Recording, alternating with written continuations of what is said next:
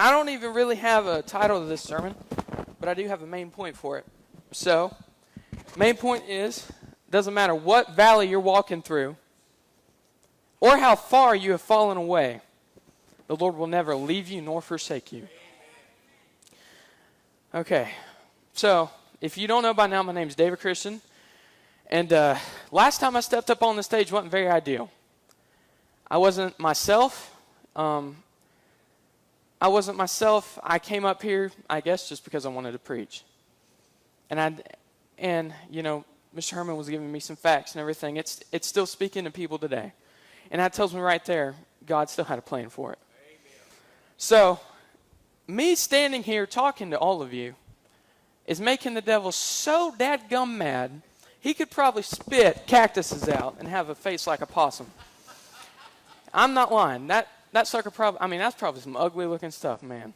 But with that said, I'm not here because I felt bad. I'm not here because I want redemption from y'all. I'm not here because I want to make a better name for myself. I'm not even here for y'all.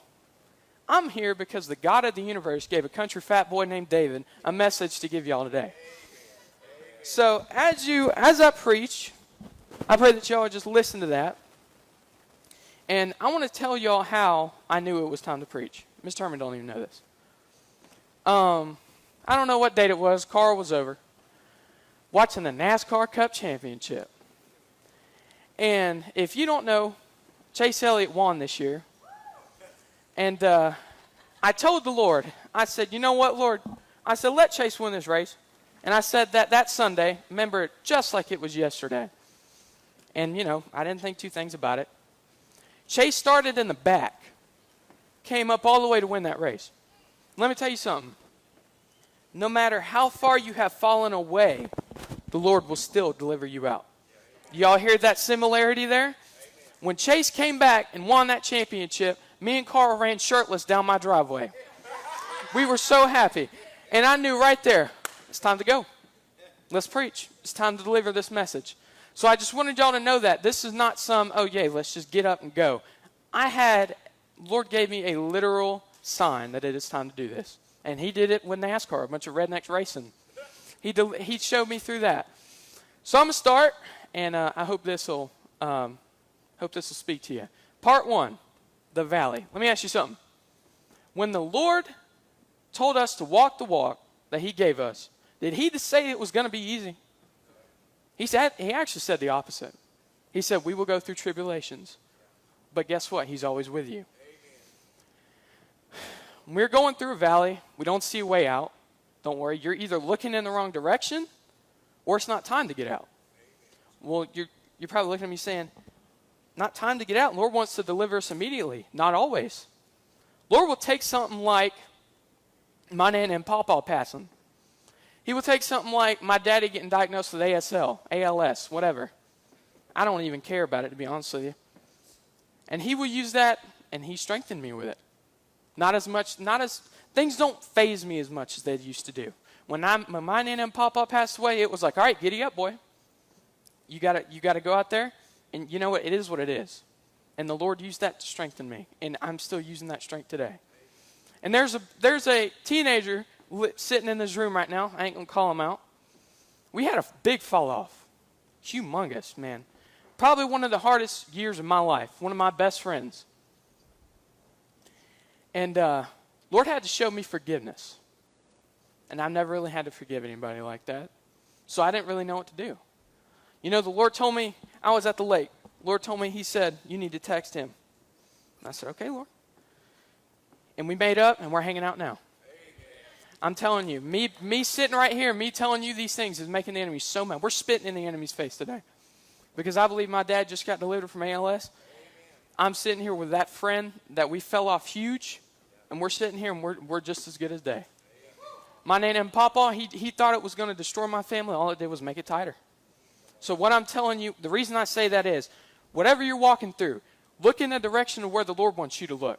Look at, hey, how can I get out of this? What can I learn from this? You know, that bad grade in English, get your butt up and do your English work. You know what I'm saying? Learn what you can learn from this, and then the Lord will speak through you to it. And I want to tell you something. When we were walking in a valley in life, We have to keep our eyes focused on the Lord. That just went along with what I just said. Look in the way that you think he would, or that you know he would want you to look. Don't be looking in, this way, the easy way out. Walk with Jesus. Keep your eyes focused on Jesus, and he will carry you out of that valley. It don't matter how long it takes, because the Lord will never leave you nor forsake you. So I have actually a couple verses to read. Matthew 14:22 through 33. Immediately Jesus made his disciples get into the boat and go before him to the other side, while he sent the multitudes away. And when he had sent the multitudes away, he went up on the mountain by himself to pray. Now when the evening came, he was alone there. But the boat was now in the middle of the sea, tossed by the waves, for the wind was contrary. Now in the fourth watch of the night, Jesus went to them, walking on the sea. And when the disciples saw him walking on the sea, they were troubled, saying, "It's a ghost." And they cried out for fear. But immediately Jesus spoke to them, saying, "Be of good cheer. It is I. Do not be afraid." And Peter answered him and said, "Lord, if it is you, command me to come to you on the water." So he said, "Come." And when Peter had come down out of the boat, he walked on the water to go to Jesus. But when he saw that the winds were boisterous, however you say that, he was afraid. And beginning to sink, he cried out, saying, "Lord, save me." And immediately Jesus stretched out his hand and caught him, saying to him, "O you of little faith, why did you doubt?" And when they got into the boat, the wind ceased. Then those who were in the boat came and worshipped him, saying, "You are truly the Son of God." Let me tell y'all something real quick. Even in today's world, that story is still significant. Okay? What was Peter's mistake? He took his eyes off the Lord. When Dad's going through this ALS, I can't say what I want to call that. When Dad's going through this stuff right here, Dad's going to keep his eyes on the Lord. And I trust that he's going to do that, and the Lord's going to deliver him from it. Just like when Nana and Papa, I kept my eyes on the Lord. I prayed, and the Lord delivered me through that. No depression came on me, no sadness. I even joked around at the funeral because the Lord had me. I had peace. The Lord had me. So, in your life, when the waves are getting boisterous, keep your eyes on the Lord. Well, let me rephrase that. When the bills are adding up, you don't know how you're going to pay them. What you going to do? You're going to keep your eyes on the Lord. Or when you're dealing with addiction and there seems like no way out, keep your eyes on the Lord. Okay? Or whatever valley you're walking through, may not be those two, but whatever valley you're walking through and it's getting darker and darker and you think, "Lord, are you ever going to deliver me?" Keep your eyes on the Lord, and he will do it every time. If you keep your eyes on the Lord, he will keep you in his arms. And then, once you're out of the valley, once the Lord delivers you out of that, don't stop. Do not stop. Don't just stand right there at the valley. Don't just stand on the edge. Walk away from it. Go. Walk away from it. Drop it. Grab Jesus' hand like Peter did and walk out of that water and go. Don't even look back. Eventually, if you keep pushing, you'll get to where you were or even more. You never know. So, now that you're out of the valley, how do you keep pushing toward the Lord? Well, simple answer is don't stop. But, in life, distractions come so easily, especially for us underage people in the room. Today, teenagers in today's world have it harder than they have in history when it comes to keeping a relationship with the Lord. And I'm not just causing a pity party here. We have so many distractions, phones, PlayStations, whatever you want to call it. You can have fun with those things, but you also have to keep a relationship with the Lord. So, when you're going through life, this is a good way to look at this. This is one thing to remember. Think about that you're driving in the Daytona 500, okay? Can you win a race without a pit crew? No, if you don't watch racing, no, you cannot, okay? So in life, you need a pit crew to be there with you. So when you need a little fuel to keep getting going, guess what? You can go to the pit stop, and they'll refill you up.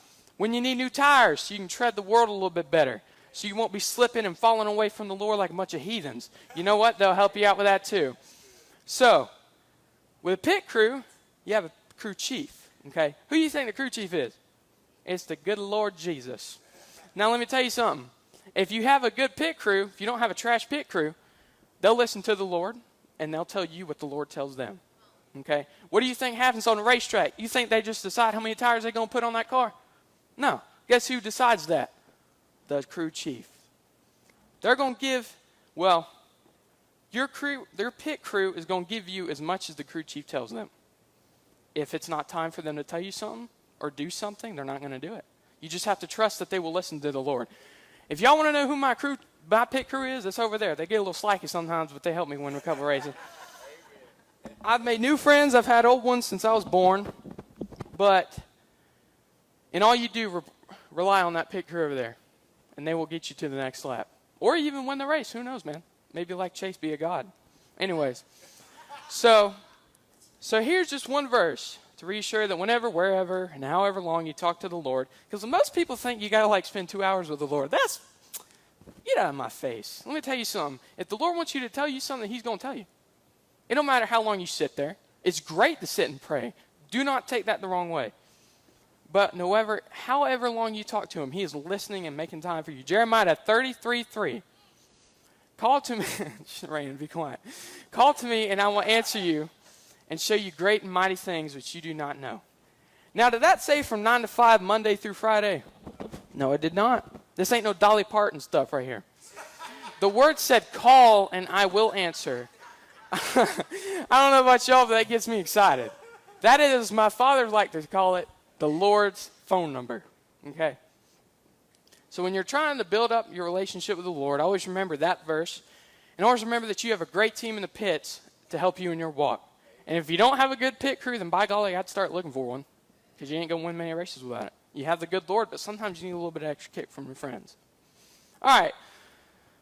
This is the final part. I'm trying to get us out of here quick, Ms. Herman. Now, as much of you all know, I love racing. I love football, but it's just kind of gotten boring, so I go to racing. If we're being more specific, I love NASCAR. I watch F1, IndyCar, whatever you want to call it. I watch it all, but I love NASCAR. Matter of fact, my whole family does. If there's a race on, if it's either Talladega or Bristol, we're tuning in if all possible. Now, my whole family and we're pretty much still are Dale Earnhardt fans, as you can see in my shirt. So how I'm about to wrap this all up would probably be no surprise to you all. Dale Earnhardt was in 18th with 5 laps to go at Talladega. Okay? Well, in NASCAR, actually any racing, really, if you were that far back with that few laps left, you either really messed up in the race or you're just garbage. And there's really no coming back from that. So I guess, though, when the Lord wants you to win a race, guess what's going to happen? He's going to win that race. When you're going through the race of life, the Lord wants you to run that race. So you're going to win that race if you follow his directions and you have a great pit crew. So I'm going to play the video and wrap it all up there. Yes, we're about to watch NASCAR in church. And I want y'all to watch that black number 3 start to climb. Okay? We ready? Go for it. Hit it. And here comes Earnhardt. How did he get through all these cars? I don't understand how he did that. The Intimidator is scraped and beaten on the right side. But he will not be denied. Mr. Restrictor Plate knows there are 2 laps to go. Earnhardt climbs to the high side of Bobby Labonte. Wow. You see him motioning. He's motioning the 55 car of Kenny Wallace to give me a bump. Come on, Kenny, give me a shot. And Earnhardt is going for the lead. And listen to this crowd of 170,000 strong.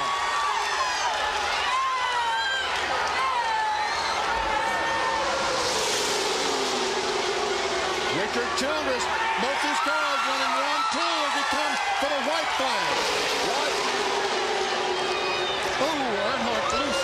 Dale Jr. down on the inside, but he's getting it back in. He's on the apron of the racetrack, Ned. He saves the race car up almost against Bobby Labonte. Dale Earnhardt Sr. has come from 17th spot in 4 laps to lead it on the final lap. But Kenny Wallace is in 2nd spot, followed by his teammate, Joe Nemechek. Nemechek was the pole sitter, and Kenny Wallace has likewise never won a Winston Cup race. 3 Chevrolets on the final lap at Talladega. $2.7 million and $1 million bonus for Dale Earnhardt if he can hang on.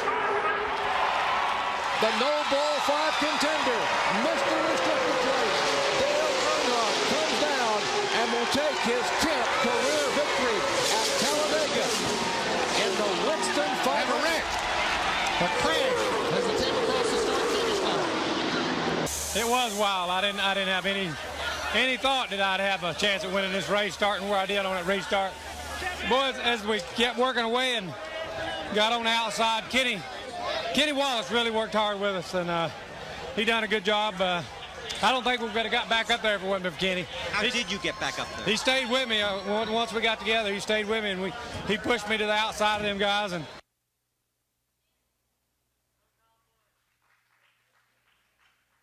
We're going to respond to that, so we're keeping going.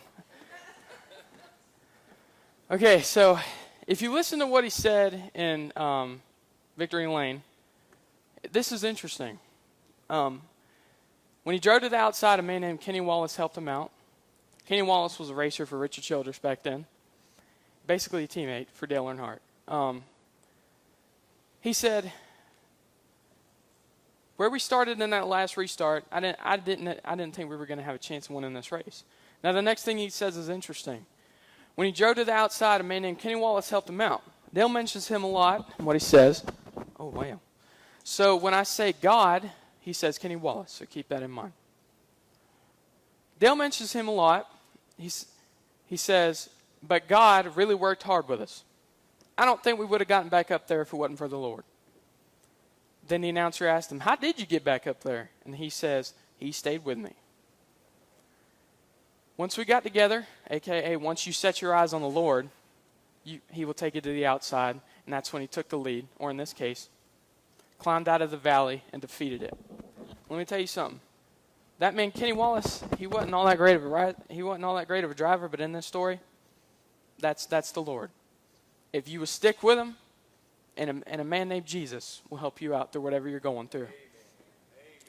So, whatever valley you're in, whatever you're going through, or, whatever it might be in your life, maybe a little thing or a small thing, or whether you're down to 17th at Talladega Superspeedway or dealing with something in your life, I don't care what it is, God's got you and he's going to take you to victory lane. That's all I got.